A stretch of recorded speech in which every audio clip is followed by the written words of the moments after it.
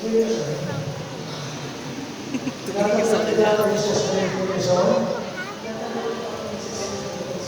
Upang maging aking asawa, upang makasama, makapiling, mula sa araw na ito, mula sa araw na ito, magpapayalaman, sa hirap at ginawa, sa kahirapan at kasaganaan, sa sakit at kalusugan, upang mahali at tinatangga hanggang sa tayo maghiwalay ng kamatayan. Alinsunod sa banal na kautusan ng Diyos, ito ang aking pusong pangako sa iyo. Princess naman? Princess. Ako si Princess Bailey Quezon,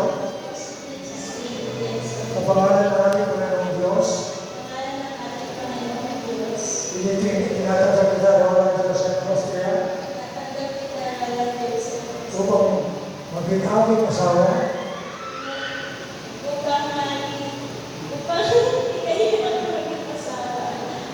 upang makasama at makapili mula sa araw na ito at magpakailanman sa hirap at ginawa, sa kahirapan at kasaganaan, Amen. sa sakit at kalusugan,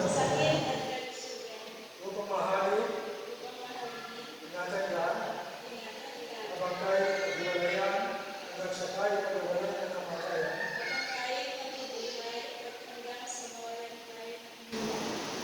Alinsunod sa banal na kautusan ng Diyos, Ng Diyos. ito ang ating kausap-usap pangako sa iyo. Sa iyo. Amen. Ah, smile, sir. Yung taas ng Panginoon.